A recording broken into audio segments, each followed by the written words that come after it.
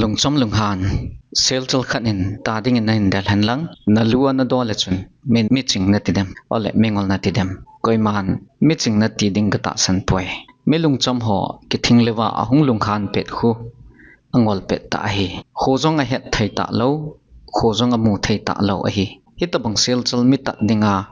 hung thlai pa odo ding gel lawa naluna na do pi le ama jongol nang jongol tina hi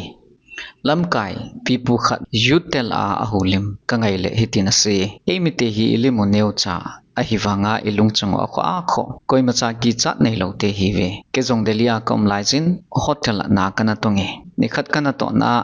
ei sulung hangwin konglel heng lengjeng jungin kalen sa e ati angai ho chun heroine amovin keimanwang zero lane ta in kamun phamo kasai atu sei chu kangai le yutel a seiding alom lo ta seidanin kamui aji chu milung chom ho hi mingol hi ve ipui pa te milung chom hon to long ali me than ve ativin hi chule tho ha nin gal azove anativin hi mi bo a mi that ho hi hero dana igel jing lai sewa zero hi diwe hi aji chu leisi chunga bai hom ho hi milung neng ho hi ve pakai suin milung neng ho anun nom hi ve ezenem tile leisi lo diwe hi ati Matthew bunga changa achom lampena seidinga chu milung chom te chu alungu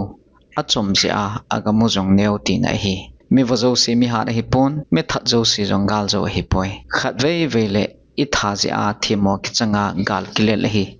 khat vei vei le I thi ji a jong gal ki zo hi ti sumil po hite